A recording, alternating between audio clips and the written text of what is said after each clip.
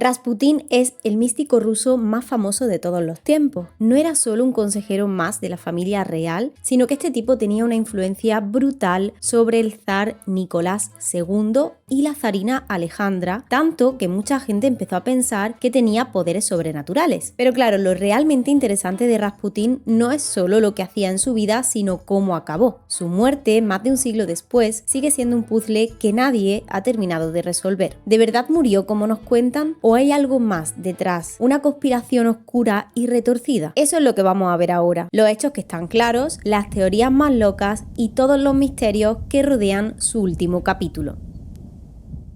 Pero antes de empezar, te invito a que te suscribas porque todas las semanas tenemos vídeos nuevos sobre curiosidades históricas y de la cultura en general, así que si te gusta activa las notificaciones para que no te pierdas nada. Y ya sabes que también tienes la opción de miembro si quieres apoyar al canal de esa manera. Ahora sí, empezamos. Rasputín nació en un pequeño pueblito llamado Pokrovskoye, en el Imperio Ruso. Fue un 21 de enero de 1869 según el calendario de la época. De su familia no hay muchos detalles, pero sí que se sabe algo, y es que su padre, Yefim, era también campesino, pero además tenía otro empleo que era el de mensajero del gobierno. Yefim se casó con Ana, la madre de Rasputín, en el 1863. Tuvieron varios hijos, pero la mayoría murieron de pequeños. Ahora, su juventud es un poco un misterio. No hay casi nada de información confiable sobre esos años. Lo que hay son historias que se inventaron después de que Rasputín se hiciera famoso, así que es bastante difícil saber qué era verdad. Lo que sí está claro es que, como la mayoría de los campesinos siberianos de aquella época, no sabía ni leer ni escribir. Y si le sumas que no era precisamente un santo, parece que tuvo una adolescencia algo rebelde. Se dice que bebía, que hacía alguna que otra trastada y que no parecía tener mucho respeto por la autoridad local. En 1886 Rasputín se fue a un lugar llamado Abalak, a unos 250 kilómetros de Tiumen. Allí conoció a Praskovia Dubrovina, una campesina. Se dieron unos meses de noviazgo y en febrero de 1887 se casaron. Juntos tuvieron 7 hijos, pero solo 3 llegaron a ser adultos. En 1897, Rasputín, a sus 28 años, decidió hacer un cambio radical en su vida. Y es que decidió dejar atrás su pueblo, Pokrovskoye, y se fue a una especie de peregrinación. ¿Por qué? Pues nadie lo sabe con certeza, pero algunos dicen que lo hizo para escapar de las consecuencias de un robo de caballo en el que pudo haber estado involucrado. Otros afirman que fue después de tener una visión, pero bueno, no importa mucho porque lo cierto es que Rasputín dejó su vida anterior, llevaba 10 años casado, tenía un hijo pequeño y otro en camino. ¿Y este niño? ¿Y este pequeño trozo de mierda? Fue una decisión que, según algunos, solo pudo haber sido causada por una crisis personal o espiritual. Antes de esto, Rasputín ya había hecho algunas peregrinaciones más cortas, como al monasterio de San Namensky en Abalak y a la catedral de Tobolsk, pero nada de esto lo preparó para lo que viviría en el monasterio de San Nicolás en el 1897. Aquí fue donde su vida cambió de verdad. Allí conoció a un tipo llamado Makarij, que era un starets o un anciano de un monasterio, que lo dejó profundamente impresionado. Hay quien dice que estuvo meses allí y tal vez fue en ese tiempo cuando aprendió a leer y a escribir. Pero más tarde Rasputín criticaría la vida monástica diciendo que algunos monjes practicaban la homosexualidad y que la vida en el monasterio era demasiado estricta para él. ¿Te habría gustado eso?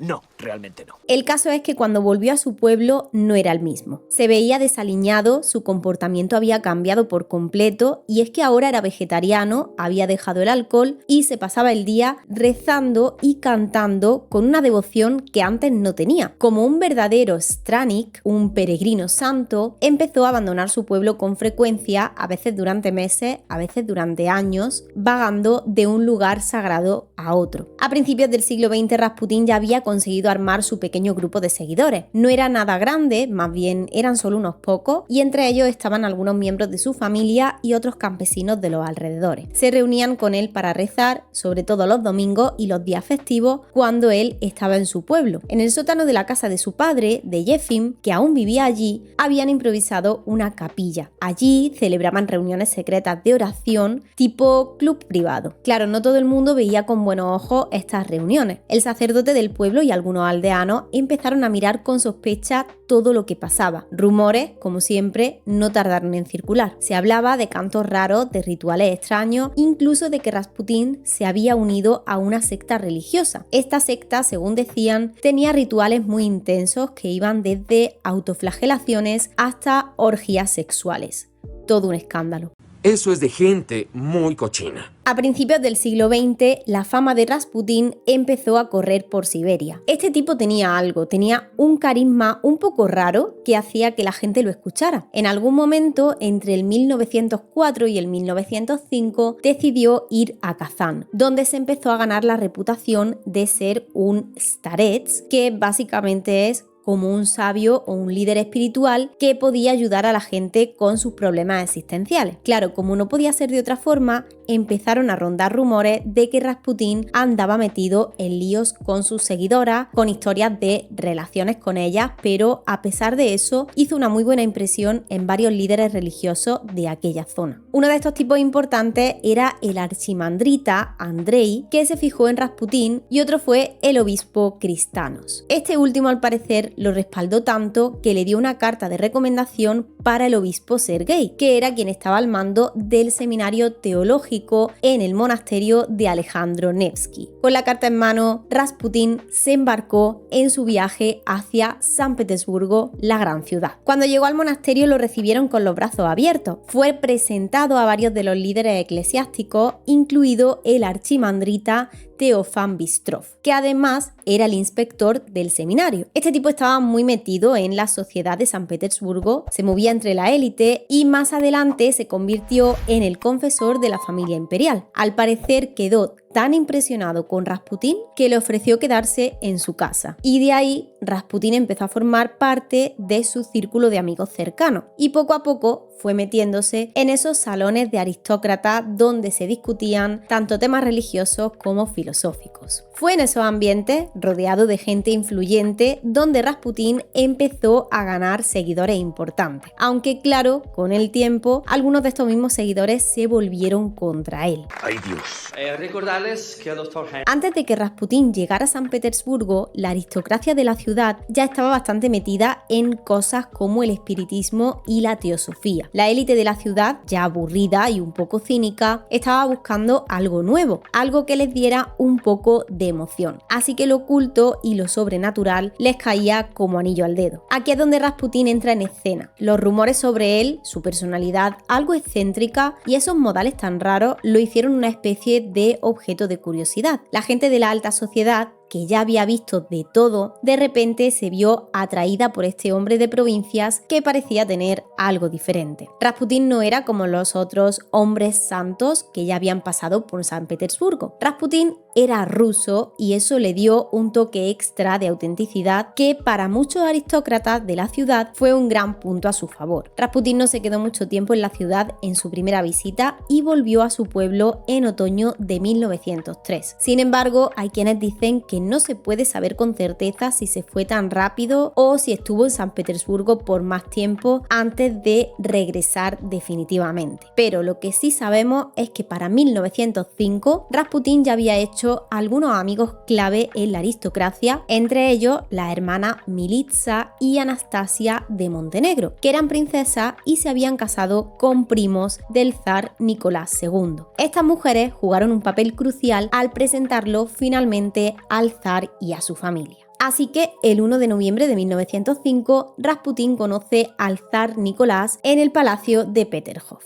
El propio zar lo anotó en su diario, mencionando que conocieron a un hombre de Dios, Grigori, de la provincia de Tobolsk. Rasputín volvió a su pueblo después de este primer encuentro, pero no tardó mucho en volver otra vez a San Petersburgo en julio de 1906. En su vuelta mandó un telegrama al zar pidiendo que le regalara un icono de San Simeón de Verjoturie. Finalmente se reunieron de nuevo en julio y más tarde, en octubre, Rasputín conocería a los hijos de la familia imperial por primera vez. En algún punto de ese tiempo, Nicolás y Alejandra empezaron a creer que Rasputín tenía algo especial, como un poder milagroso que podía ayudar a su hijo Alexei, que sufría de hemofilia. La verdad es que mucho de lo que hizo Rasputín en la corte imperial tiene que ver precisamente con el dolor de Alexei. Alejandra estaba tan convencida de que Rasputín podía ayudar a su hijo que le tenía, según se dice, un apego apasionado. Creía que este señor podía aliviar el dolor de su hijo y en muchos casos parecía que realmente lo hiciera. Pero no fue solo ella. Ana Birubova, amiga cercana de Alejandra, quedó tan convencida de que Rasputín tenía poderes milagrosos que se convirtió en una de sus defensoras más fervientes. Ahora bien, la cosa se puso bastante tensa en 1912, cuando Alexei sufrió una hemorragia bastante grave en el muslo después de un trote en carruaje. El chico estaba completamente delirando por la fiebre, con un dolor insoportable y parecía que su vida se iba a ir en cualquier momento. La situación se volvió desesperada. Fue entonces cuando Alejandra le pidió a Birubova que le enviara un telegrama a Rasputín, que estaba en Siberia. Y en un abrir y cerrar de ojos, Rasputín respondió. Dijo algo como: Dios ha visto tus lágrimas y ha escuchado tus oraciones. No te aflijas, el pequeño no morirá. No permitas que los médicos le molesten demasiado. Y aunque al principio no parecía haber mucha mejora, Alejandra se sintió reconfortada por las palabras de Rasputín. Y es que recuperó algo de esperanza. Lo más increíble es que al día siguiente la hemorragia de Alexei se detuvo. Y ahí fue cuando el doctor Fedorov, uno de los médicos que atendió al joven, admitió que la recuperación había sido completamente inexplicable desde el punto de vista médico. El propio doctor dijo que no entendía cómo, pero después de que Rasputín se acercara al paciente, lo mirara y escupiera, la hemorragia se detenía de inmediato. Y claro, con algo tan sorprendente, ¿cómo iba a dudar Alejandra de que Rasputín era un hombre con poderes especiales? Este se describe como uno de los episodios más misteriosos de toda la leyenda de Rasputín, y tiene sentido porque lo que pasó con el chico sigue siendo un enigma. ¿Qué causó que mejorara de repente? Tal vez, al decirle a Alejandra que no dejara que los médicos le molestaran, Rasputín permitió que Alexei descansara y que sanara por sí mismo. O tal vez el hecho de calmar a la madre, hacer que se sintiera más tranquila, ayudó a que el chico dejara de estar tan estresado, lo cual también podría haber influido en su recuperación. Pero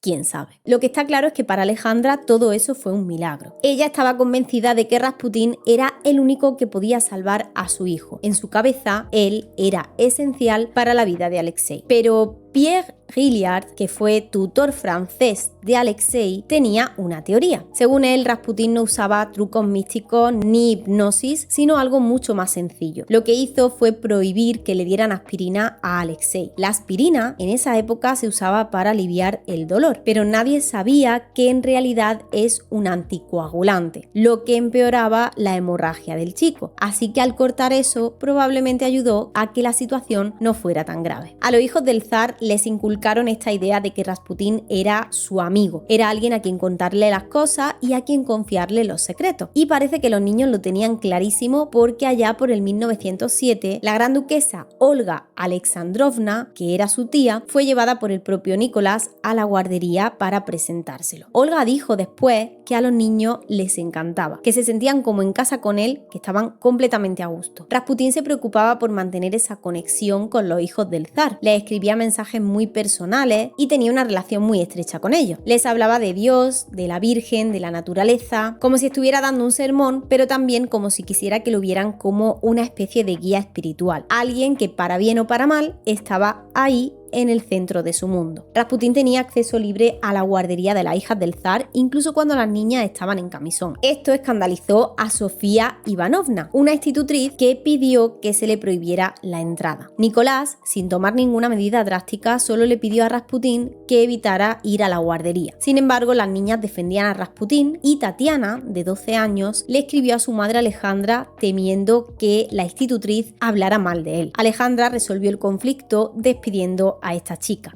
Pero la institutriz compartió lo sucedido con otros miembros de la familia imperial, lo que provocó bastante indignación, especialmente en la gran duquesa Xenia Romanova, quien no entendía cómo podían considerar santo a alguien como Rasputín. En 1910 pasó algo más fuerte todavía, y es que María Ivanovna, otra institutriz de las niñas, afirmó que Rasputín la había violado. Pero Alejandra, la zarina, no le creyó ni una palabra. Literalmente dijo que todo lo que hacía Rasputín era sagrado. Como si fuera poco, alguien le contó a la gran duquesa, Olga Alexandrovna, que todo el asunto se había investigado y que, atención, pillaron a la institutriz en la cama con un cosaco de la Guardia Imperial. Por alguna razón, por este hecho, no le dieron ninguna credibilidad a sus acusaciones y al final la despidieron en el 1913.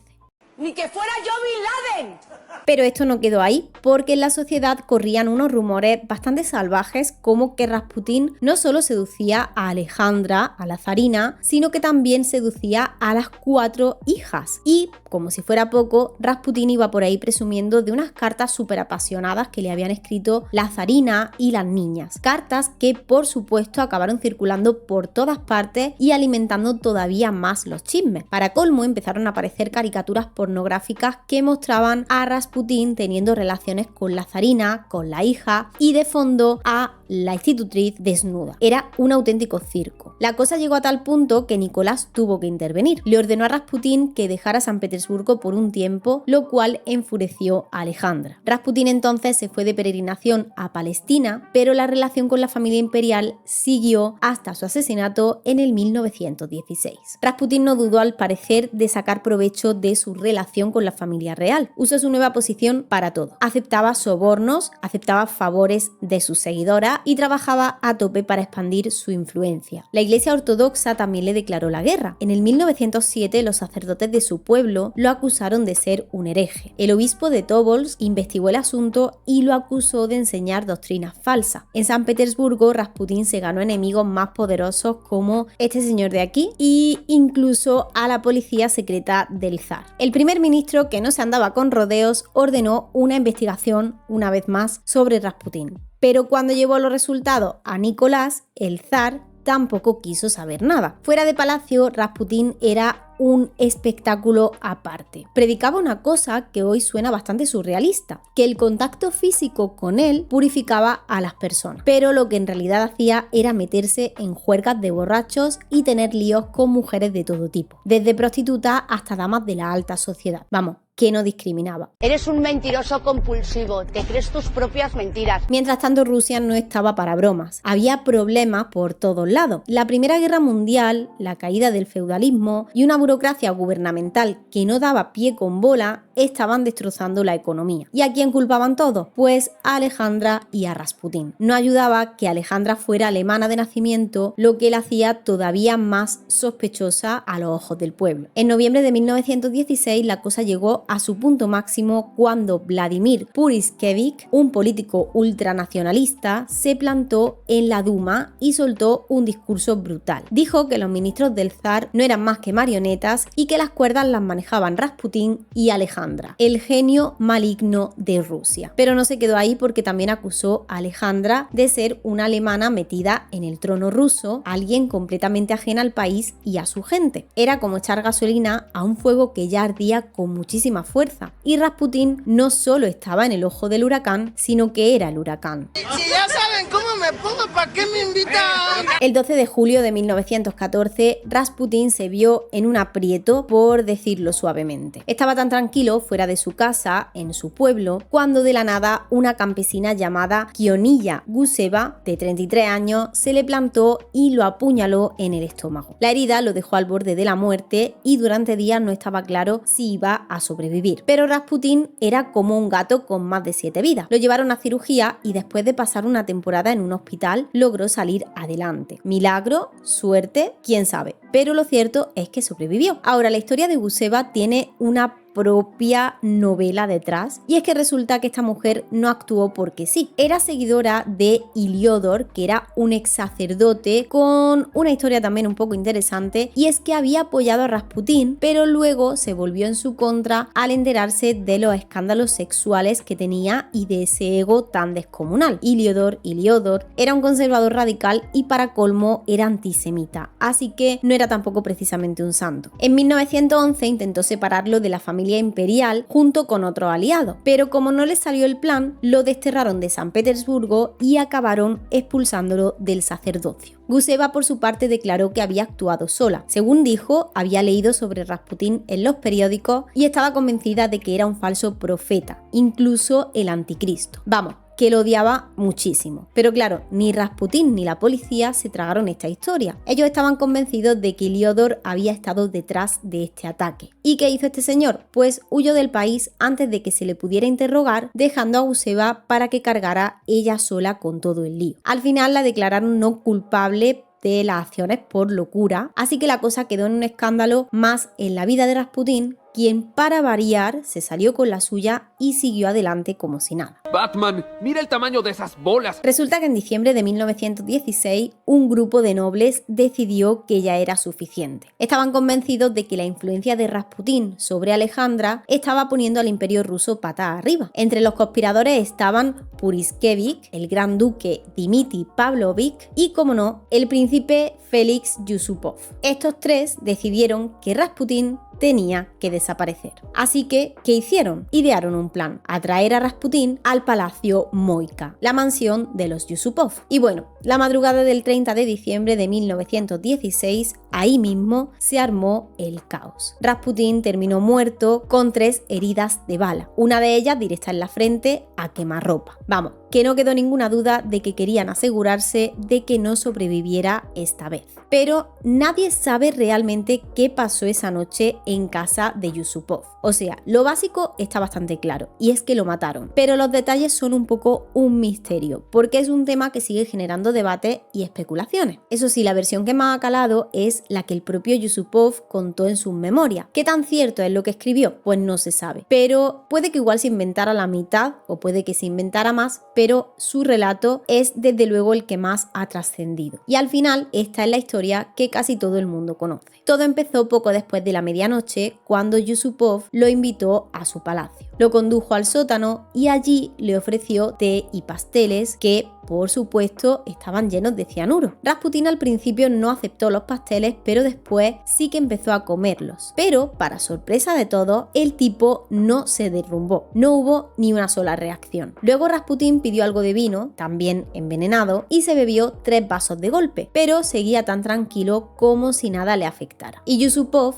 ya empezando a pensar que su plan no iba a funcionar, se disculpó y subió para hablar con los demás conspiradores que lo estaban esperando arriba. Tomó un revólver, regresó al sótano, le dijo a Rasputín que mejor rezar un poco mirando el crucifijo y le disparó en el pecho. Pero la cosa no termina aquí. Los conspiradores querían que pareciera que Rasputín había vuelto a su casa esa noche. Así que uno de ellos se puso el abrigo y el sombrero de Rasputín. La idea era que lo vieran como si estuviera volviendo de dar un paseo. Después de esto, Yusupov volvió al sótano para asegurarse de que estuviera realmente muerto.